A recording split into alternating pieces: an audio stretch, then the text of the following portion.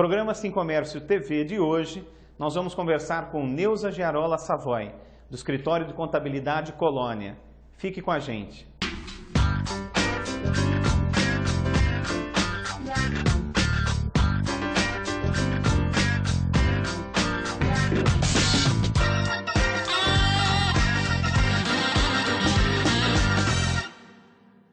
Olá, estamos de volta com mais um Sim Comércio TV. Hoje vamos conversar com Neuza Giarola Savoy, do Escritório de Contabilidade Colônia, que completa 43 anos, agora no início de 2013. Neuza, muito obrigado por ter aceitado o nosso convite. O Sim Comércio TV é um programa que foi criado para trazer sempre informação, novidade para os nossos associados, nossos contribuintes. Por isso, da importância, você, uma colaboradora a nível de JUSESP, né, uma usuária da nossa JUSESP, das mais antigas, então gostaria de algumas informações e novidades, né, como foi dito, para os nossos telespectadores. Vamos falar um pouquinho do Simples Nacional. Como é que está o Simples Nacional? Como estão se enquadrando as empresas hoje nas novas aberturas? Por favor. Bom, em primeiro lugar, muito obrigada pelo convite. Eu agradeço bastante porque é sempre importante trazer informação para os nossos clientes, né? Para os clientes, de uma maneira geral, os usuários do Sistema Tributário Nacional. Hoje nós temos no Brasil um número muito grande de empresas enquadradas no Simples Nacional. Na verdade, de 70% a 80% das nossas empresas, de pequenas e médias empresas, elas estão optando pelo sistema do Simples Nacional. Você vê o nível de emprego que elas, né, distribuem e também como se movimenta toda o comércio e tudo mais baseado nesse sistema de tributação. De simples, ele não tem nada, só o nome. Na verdade, esse sistema é complexo, gera muitas dúvidas e gera muitos enquadramentos indevidos, porque ele não é liberado para todas as atividades que se pensam que pode. Às vezes a pessoa chega ao escritório e fala, eu sou um engenheiro e eu quero ser do simples. Não pode. São certas atividades impeditivas. E também o governo lançou uma tabela, que é a tabela de códigos, chamado CNAE, Código Nacional da Atividade. Uma tabela é permitida. Então, quando você pega a tabela, você vê lá, códigos permitidos. Mas ele lançou uma tabela, uma segunda tabela, paralela àquela que se diz liberado, permitido, mas impedido. Ou seja, você não sabe se a atividade que está listada ali pode ou não pode, você fica indecisa. Então, isso é um problema no Simples. O outro problema no Simples é o problema, por exemplo, do estouro do faturamento. Então, nós vamos hoje, agora, no final do ano, nós vamos analisar, fazer um apanhado de tudo que a empresa pagou durante o ano, dentro da opção do Simples, e o que ela pagaria dentro de uma segunda opção, que é o lucro real ou o lucro presumido. Às vezes, a diferença de impostos praticamente não existe. Elas, vamos dizer assim, coincidem. Aí você fala, então eu vou enquadrar essa empresa no lucro presumido ou real, porque ela vai ter vantagens financeiras, economiza impostos. E aí, nós temos um monstro que o governo instalou, nesse correr desses 2 anos mais ou menos para trás, e que também está agora uma outra parte das empresas entrando nelas em janeiro, que se chama SPED. SPED, que teremos 2 tipos, o SPED do PIS/COFINS, que é o contribuições, e o SPED fiscal. E quando a empresa entra nessa situação, veja, por que ela vai lá? Porque ela atingiu o faturamento de 3.600.000 no ano. Então, ela não pode mais ficar no Simples, ela vai para lá. Mas para ela ter atingido esse tanto, ela chegou no faturamento de R$300 mil. Observa, ela não é uma grande empresa, ela é uma empresa de um porte médio. O que acontece? Ela vai ter toda a despesa de uma empresa grande. Se você pegar qualquer empresa grande, aí vamos pegar aí uma Foxconn, essa coitada de 300 mil vai estar com as mesmas obrigações tributárias, fiscais, obrigações acessórias. Aí eu estou falando em compra de programa caro, em pessoal adaptado para esse tipo de operação. Não é fácil você encontrar pessoas com conhecimento nessa área, são especializadas e caras. Então, quando a empresa atinge esse faturamento, ela tem que parar e pensar até que ponto é bom eu crescer. Mas e se ela não puder, e se ela tiver que faturar mais? Qual que é uma sugestão para os nossos telespectadores? Abrir uma outra empresa? Não, ela, veja bem, ela vai abrir uma outra empresa em nome de quem? Então, tem que se pensar nesse risco. Ela, então, é obrigada a crescer e se enquadrar dentro dessas normas que são super exigidas.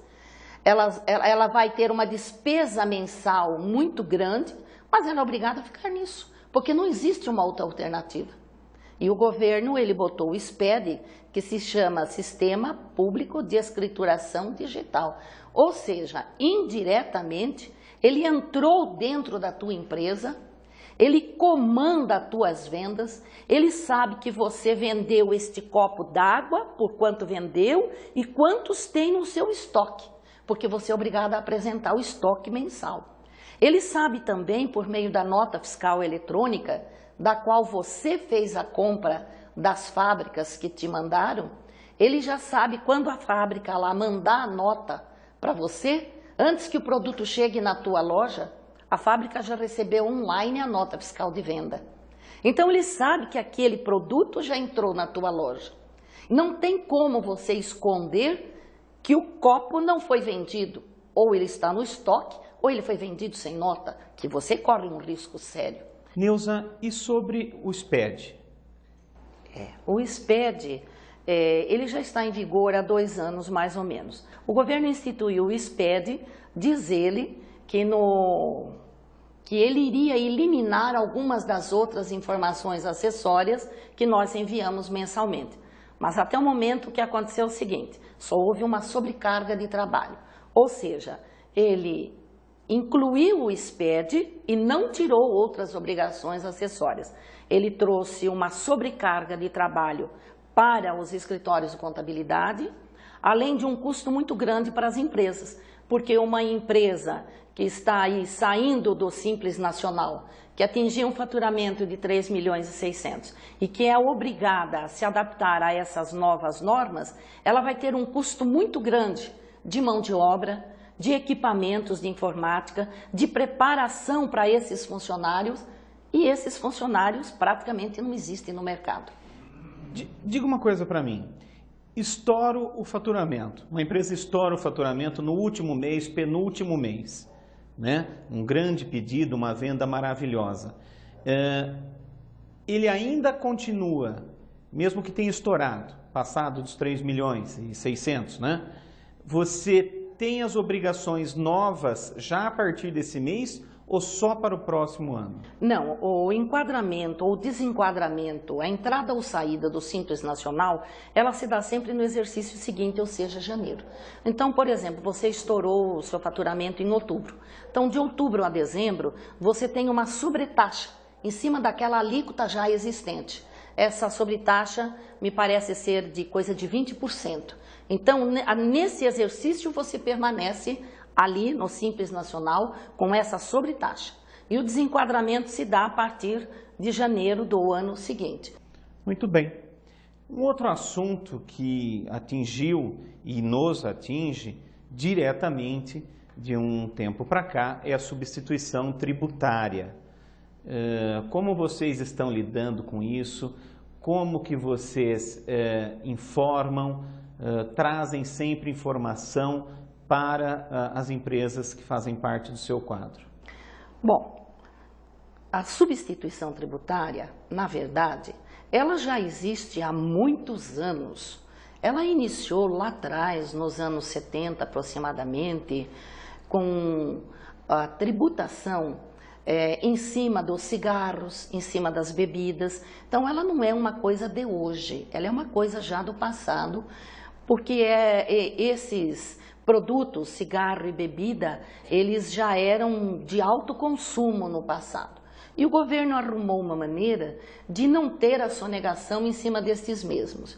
O que ele criou? Ele criou uma arrecadação direta, ou seja, a indústria, quando fabrica, e ela vende para o comércio, ou o atacado, ou o comércio, ela já recolhe o imposto lá na fonte, cobrando daquele comércio onde ela vai enviar, todo, vamos dizer, sobre a cadeia de distribuição. Então, tomando por base o cigarro, quando a fábrica lá manda, ele já cobrou, ele joga um índice, que é o chamado IVA, índice de valor agregado, ele joga em cima do produto, esse índice é estipulado pelo governo, no caso do estado de São Paulo, ele joga em cima do produto um custo, um IVA tipo 80%, 100%, 200%, e naquele 200%, um exemplo, ele calcula a alíquota, 18% ou 25%, dependendo do produto que está sendo vendido. Ou seja, aquele empresário, comércio, quando estiver comprando aquele produto, no caso o cigarro, ele já vai estar pagando o imposto para a fábrica e quando ele vender, ele vai vender sem aquela tributação do ICMS. Então, isso deu tão certo que depois o governo, agora há pouco tempo, começou a introduzir uma série de produtos. Então, hoje nós temos uma gama de produtos. Nós temos brinquedos, nós temos informática, nós temos colchões, ou seja, até alimentos dentro dessa listagem de produtos. Neuza, eu vou te pedir um minutinho para a gente chamar um intervalo e voltamos já falando sobre a substituição tributária. Fique com a gente.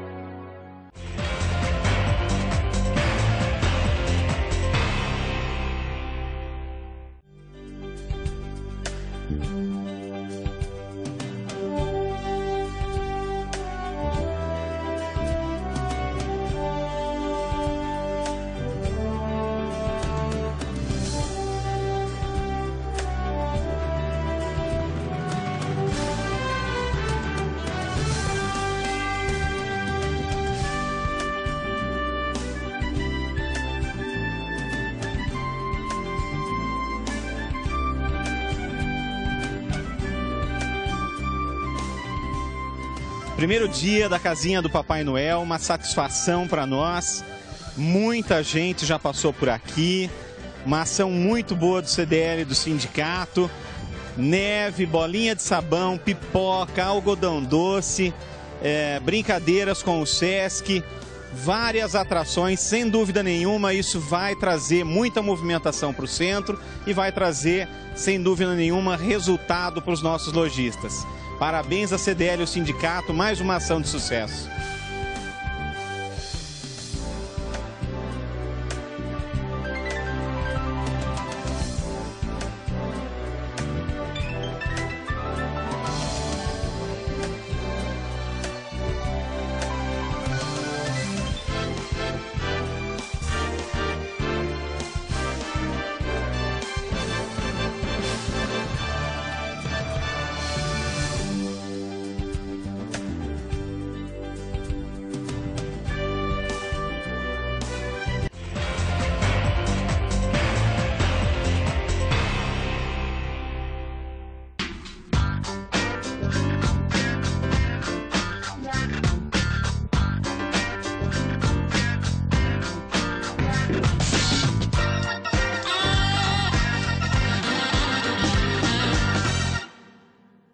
Estamos de volta com Neuza Giarola Savoy, proprietária do Escritório de Contabilidade Colônia, falando sobre substituição tributária. Neuza, compras feitas fora do estado, compras feitas pela internet, como fica a questão da substituição tributária nestes casos? Bom, veja, existem alguns convênios do Estado de São Paulo com alguns estados. Então, esses estados conveniados com São Paulo, tanto quando São Paulo manda para esses conveniados, como quando estes conveniados enviam para São Paulo, eles devem ter o cálculo da substituição tributária. Então, vamos fazer assim, comparamos do Rio Grande do Sul, se é um estado conveniado, mas veja, conveniado por produto, não é genérico, é por produto. Então, o produto X foi estabelecido um convênio e Rio Grande do Sul, quando mandar para São Paulo, ele vai mandar calculado a ST e vem na nota destacado. Ou seja, Rio Grande do Sul reteve um imposto devido a São Paulo. E Rio Grande do Sul vai enviar aquele recolhimento ao governo do estado de São Paulo. Tanto é que na nota vem 2 destaques de ICM. O ICM próprio é aquele que o Rio Grande do Sul tem direito ao estado dele, e o ICM da ST, da qual vai para o destino, que no caso seria São Paulo. Bom, então isso é um produto que tem uma substituição tributária. Então, se nós temos qualquer estado que está com convênio com São Paulo, esta é a obrigação. E não importa se essa venda é pela internet, ela tem que chegar com o ST destacado.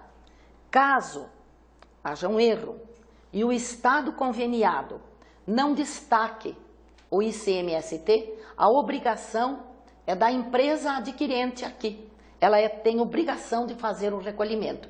Por quê? Porque ela sabe que aquele determinado produto, pela sua NCM, ou seja, por aquele número que se identifica, que é a nomenclatura comercial do Mercosul, vamos dizer que seria na tabela do IPI, para simplificar a compreensão, aquele produto, ele está classificado dentre os produtos da substituição tributária. Então, essa empresa tem obrigação de fazer o recolhimento.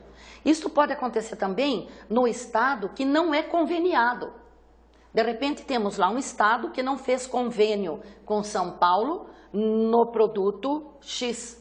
Ele manda o produto X para cá, mas a empresa aqui adquirente, ela sabe que aquele produto tem substituição tributária. Às vezes, a empresa pensa, não, eu compro de fora porque não tem substituição tributária e eles não vão me cobrar. E até eu não vou recolher, porque eu nem mando essa nota para o meu escritório. Aí está um grande erro. Porque quando esta nota, e a nota é eletrônica, e a nota eletrônica não é uma coisa do Estado de São Paulo, ela é uma coisa a nível nacional, porque ela é acordo entre estados e Receita Federal, então ela é vamos dizer assim, ela está no Brasil. Então, aquele estado, quando ele mandou o produto para São Paulo, sem ST, porque não tem o convênio, existe um outro, que é o Sintegra, ele é obrigado a informar mensalmente aquele estado todas as compras e vendas que ele efetuou para as unidades da federação. Então, ele mandou para São Paulo, ele mandou para Minas, ele mandou para o Rio de Janeiro, ou seja, cada secretaria da Receita Estadual de destino recebe a informação de que a empresa A recebeu compras daquele estado e automaticamente ela lança essa diferencial de alíquota, ela lança na tua conta fiscal. Então você escondeu a nota, mas está lá na conta fiscal e a conta fiscal vai cobrar para você o ICM da substituição tributária, o ICM do diferencial de alíquota, que você não se manifestou. E se eu comprei um produto que ele saiu de moda, ele deixou de ter utilidade, algo melhor foi inventado e foi colocado no mercado, eu estou com esse produto há mais de um ano parado e não vou conseguir vendê-lo. Eu também vou ser cobrado, então, por isso, através desse sistema. Veja bem, se o produto tem substituição tributária, você comprou do outro estado que não era conveniado com São Paulo, mas quando ele chegou aqui, você foi obrigado a fazer o recolhimento. Você passa a ser responsável pelo imposto de substituição tributária daquele produto. Então, imediatamente você envia a nota para o escritório calcula sobre aquela NCM qual é o IVA adequado, manda a guia para você fazer o recolhimento. Se você vai vender ou não vai vender o produto é um problema teu. Sobre as MEI, todos sabem que os escritórios de contabilidade acabam fazendo a abertura das MEIs, né, por uma ordem superior, né, graciosamente, não se pode cobrar por esse trabalho. Como tem sido isso? A procura hoje é menor do que foi no início, quando havia uma grande divulgação, ou ainda existe uma grande procura pelas MEIs? E aproveito também para completar a pergunta. Algumas empresas que seriam ME migraram também, tentaram se tornar MEI? É uma realidade isso ou não? Eu não sei dos outros colegas de escritório. No meu caso, nenhuma das nossas microempresas migrou para o MEI. E o MEI também, ele é um pouco, vamos dizer assim, ilusório para certas atividades. Por exemplo, o MEI, a pessoa que paga o MEI, ela tem uma contribuição para a Previdência apenas na base de um salário mínimo. Então, ela vai se aposentar futuramente com um salário mínimo. Então, aí está dependendo da atividade que você vai exercer, que também tem uma lista, uma relação de atividades permitidas e outras não permitidas. Digamos que dentro de uma dessas atividades permitidas, você tem uma certa condição de vida que você não vai querer uma aposentadoria dentro de um salário mínimo. Então, até que ponto é interessante para você ficar dentro dele? Não é? Porque ele também te limita a R$5.000 de faturamento no mês. Então, há que se ver se é interessante. Então, ele foi criado mais para certas atividades bem mais modestas. Vamos dizer assim, uma costureira, um sorveteiro, um pipoqueiro. Por quê? Porque lá na frente, quando ele tiver 65 anos, o governo vai dar a ele uma aposentadoria de um salário mínimo. De qualquer maneira, o governo vai ampará-lo. Então, o que o governo está fazendo? Ele está pegando uma contribuição de um salário mínimo agora, enquanto você é produtivo, para compensar futuramente que você não vai ter condições mais de produzir e vai ter que receber. Então, ele está o governo está, de uma certa maneira, trocando. É bom, porque tem certas pessoas que, né, não têm condição de pagar o 20% que era devido ao autônomo, está recolhendo dentro do MEI. Também tem a opção daqueles que já estão com uma certa idade e que podem contribuir com 11%, que também vai se aposentar só por idade com um salário mínimo. Também são outras opções. Agora, microempresa, migrar para o MEI, eu não tive nenhum caso. Quanto aos escritórios abrir o MEI de graça, há que se entender o seguinte: o escritório abre de graça porque, com um acordo com o sindicato dos contabilistas, nós, pela nossa atividade, não poderíamos ser simples, como não éramos no passado.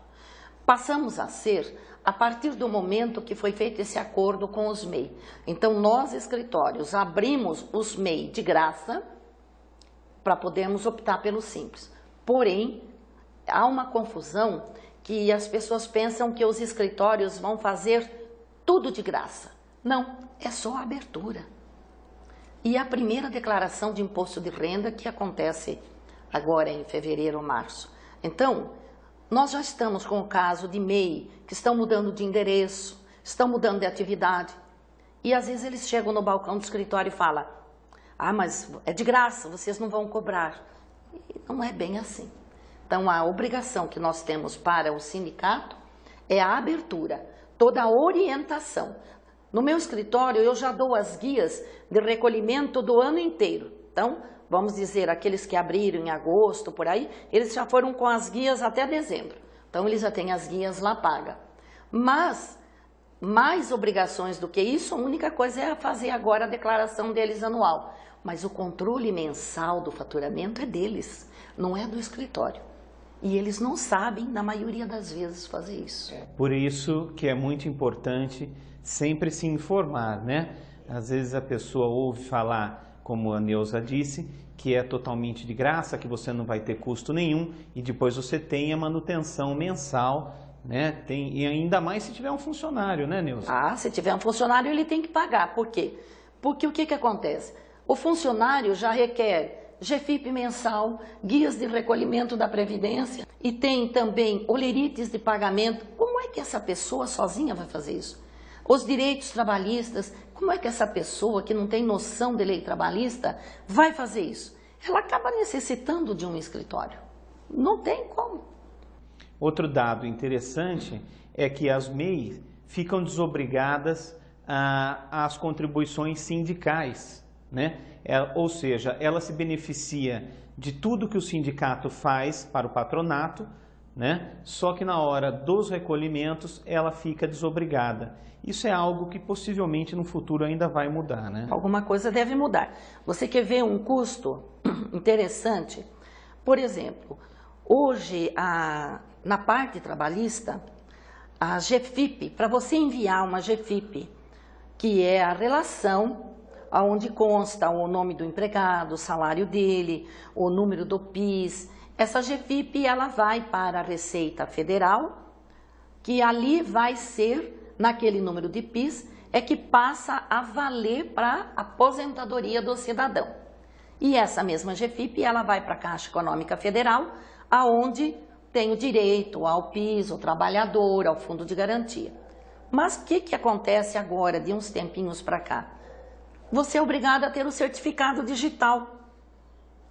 Ou seja, um cartãozinho equivalente a um banco.